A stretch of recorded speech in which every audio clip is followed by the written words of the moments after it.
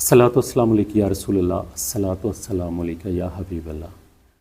तमाम नाज़रीन, सुनने वाले, देखने वाले, अस्सलामु अलैकुम वरहमतुल्लाहि वबरकातुहू। नाज़रीन, ये आपका अपना चैनल रूमी चिश्ती है। आपके लिए हमेशा इन्फॉर्मेटिव वीडियोस लेके आते हैं। जो आज की वीडियो है ये इंतहाई इन्फॉर्मेटिव होने जा रही है। तो आपकी आज जो है वो करवाते हैं मुलाकात मुफ्ती अली इमरान साहब से, और उनसे क्वेश्चन जो है वो दोस्तों के साथ शेयर करवाते हैं। तो उस्ताद मोहतरम से हम पहला सवाल जो है नाज़रीन के साथ, दोस्तों के साथ शेयर करना चाहते हैं।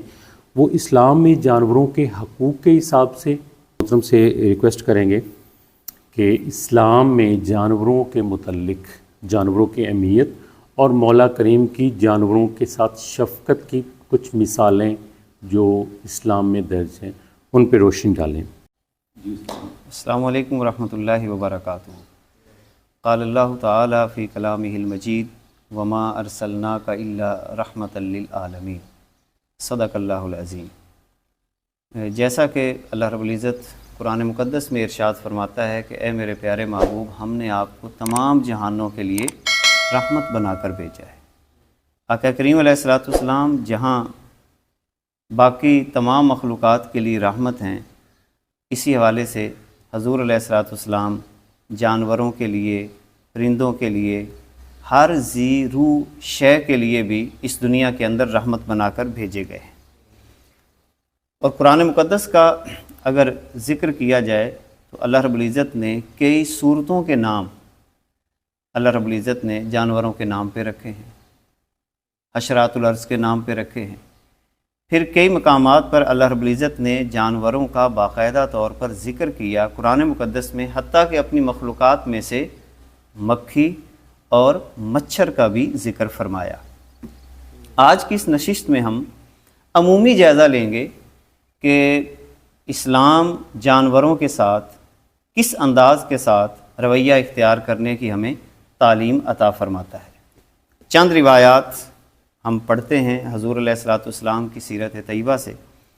अल-जामी सहीह लिल मुस्लिम की रिवायत है, इस्लाम जानवरों के साथ यहाँ तक हुस्न सलूक का हुक्म देता है कि वो जानवर जिसको ख़ास हालात के अंदर मारने का भी हुक्म है, जिसे हम कुत्ता कहते हैं, मगर अमूमी हालत के अंदर अगर कोई शख्स इस कुत्ते के साथ भी हुस्न सलूक करता है, उसके साथ खुराक के हवाले से, प्यासा है तो उसको पानी पिला देता है, तो इस पर भी अल्लाह रब्बुल इज़्ज़त ने बाकायदा तौर पर अजर अज़ीम रखा हुआ है। नबी करीम सल्लल्लाहु अलैहि वसल्लम फरमाते हैं कि एक ख़ातून जो मुआशरे के अंदर जिसका जो शोहरा था वो भी दुरुस्त नहीं था, मगर इसके बावजूद उसने सख्त गर्मी के अंदर एक कुत्ते को देखा जो कुएं के गिर चक्कर लगा रहा था। जैसे उस औरत ने देखा कि ये कुत्ता जो है ये प्यास की शिद्दत की वजह से ये चक्कर लगा रहा है, तो उसने अपने चमड़े के खुफ, यानी जो उसने मोज़े वगैरह पहने हुए थे, वो कुएं में उतार कर पानी निकाला और उस कुत्ते को पिला दिया। अल्लाह रब्बुल इज़्ज़त को उसका ये अमल इतना पसंद आया कि इस अमल की वजह से भी उस औरत की मग़फ़रत फरमा दी। इसी तरह नबी करीम सल्लल्लाहु अलैहि वसल्लम एक और मकाम पर एक सहाबी के सवाल के जवाब के अंदर आप इरशाद फरमाते हैं, सहाबी ने अर्ज़ की, या रसूल अल्लाह सल्लल्लाहु अलैहि वसल्लम, मैं अपने ऊँट को पानी पिलाने के लिए हौज़ में पानी भरता हूँ और दूसरे का ऊँट आकर उससे पानी पी लेता है, तो क्या मुझे इस पर भी सवाब मिलेगा? तो नबी करीम सल्लल्लाहु अलैहि वसल्लम ने फरमाया, हाँ, और सुनो, सिर्फ इस पर नहीं, हर जिंदा और तर जिगर रखने वाले जानवर को खिलाना पिलाना ये लायके अजर व सवाब है। और फिर हज़ूर अलैहिस्सलातु वस्सलाम चरिंद परिंद के हवाले से बड़ा खूबसूरत एक इरशाद हमें अता फरमाते हैं।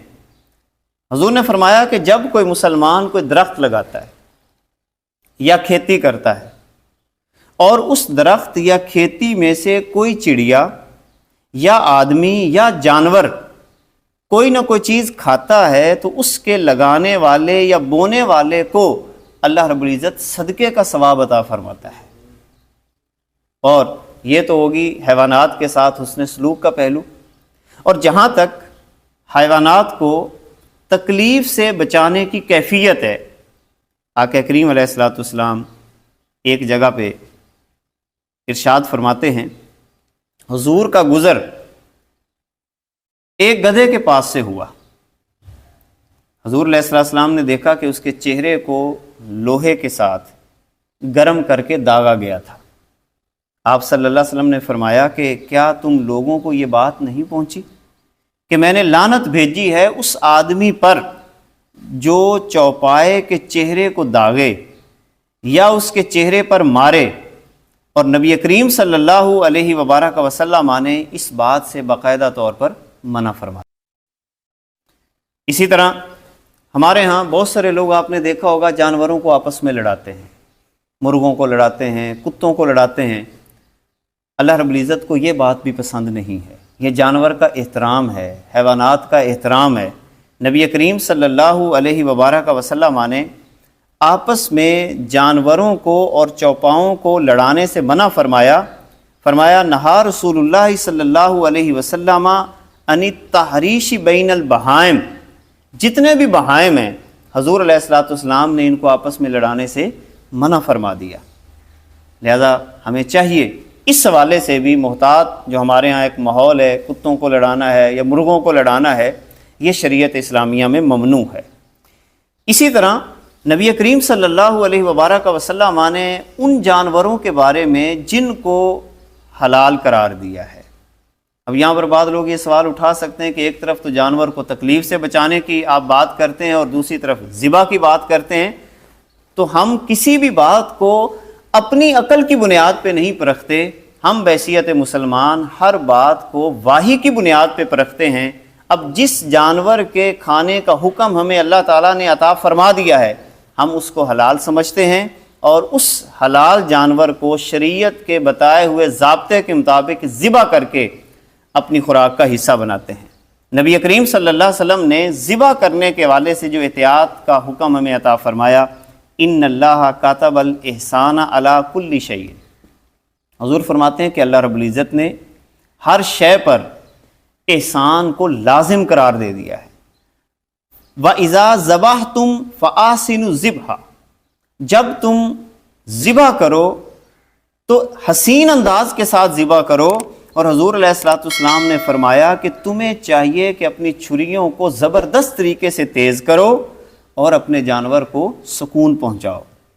اور پھر ایک اور موقع پر بڑی پیاری روایت ہے، یہ جانور جو ہم پالتے ہیں یا کسی بھی حوالے سے ہمارا تعلق جانوروں کے ساتھ ہے، تو اگر کوئی شخص ان کا خیال نہیں رکھتا، ان کو وقت پہ خوراک فراہم نہیں کرتا، ان کو پانی نہیں پلاتا، وہ بیمار ہو جائیں ان کا علاج معالجہ نہیں کرواتا، تو اس پر بھی اللہ کی بارگاہ میں ہم سے سوال کیا جائے گا۔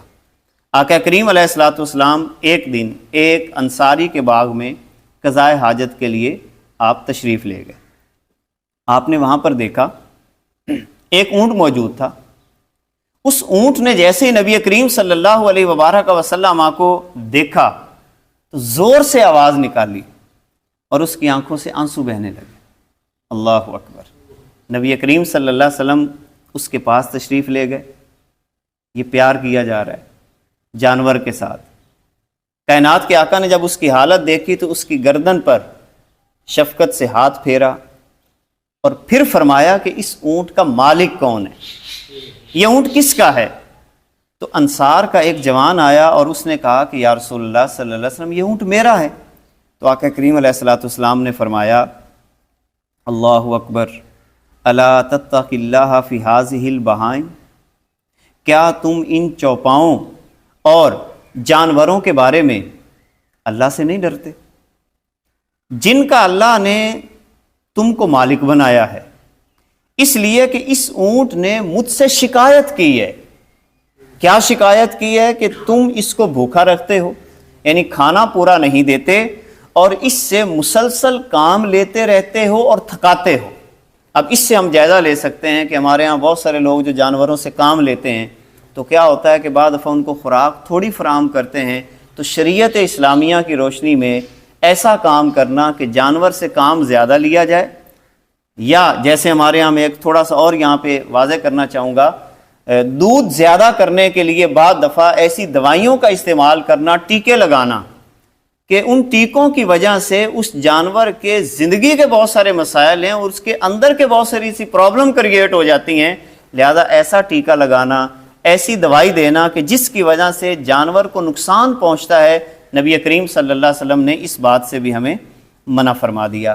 جیسے یہاں پر ایک بات اور بھی ہمارے معاشرے میں پائی جاتی ہے کہ گھوڑوں کو جب دوڑایا جاتا ہے تو اس وقت وہاں پر ان کے اندر مصنوعی طاقت پیدا کرنے کے لیے ان کو ٹیکے وغیرہ لگائے جاتے ہیں، یا اس کے علاوہ جب جانور بیچنے ہوں تو اس وقت بھی کچھ مصنوعی ٹیکے لگا کر ان کے تھنوں کو بھرا جاتا ہے تاکہ ہمارا ریٹ اچھا لگے۔ حضور علیہ الصلوۃ والسلام کی اس حدیث کے مطابق ہر وہ عمل جس سے جانور کو کسی بھی قسم کی تکلیف پہنچتی ہے، آقا کریم علیہ الصلوۃ والسلام نے اس کو ممنوع اور حرام قرار دیا۔ اور ایک روایت کا خلاصہ یہ بھی ہے کہ حضور علیہ الصلوۃ والسلام نے جانوروں کو گالی دینے سے بھی منع فرمایا ہے۔ ہمارے ہاں عموماً لوگ جانوروں کو بعض دفعہ گدھے کو گالی دے دیتے ہیں، بھینس کو گالی دے دیتے ہیں، بکری کو گالی دے دیتے ہیں۔ اللہ کے نبی صلی اللہ علیہ وسلم نے جانوروں کو گالی دینے سے بھی باقاعدہ طور پر منع فرما دیا۔ اللہ رب العزت ہمیں جانوروں کے ساتھ حسن سلوک کرنے کی توفیق عطا فرمائے۔ وآخر دعوانا ان الحمد للہ رب العالمین۔ امید ہے تمام دوست اس بات سے مستفید ہوں گے۔ آج کی ویڈیو کا مطلب دوستوں کو قرآن کریم کی روشنی میں اور اسلام کی روشنی میں بتانا ہے کہ جانوروں کے ساتھ کیا جو ہے نا یہ طریقہ سلوک درپیش ہوگا اور کیا کیا جائے۔ اسی کے ساتھ امید ہے کہ آج کی جو ویڈیو ہے تمام دوستوں کو پسند آئی ہوگی۔ اس کے ساتھ ہی ہم اجازت چاہیں کہ مفتی صاحب سے اور تمام دیکھنے سننے والوں سے اللہ تعالیٰ سب کو آسانیاں دے اور آسانیاں تقسیم کرنے کی توفیق دے۔ السلام علیکم ورحمۃ اللہ وبرکاتہ۔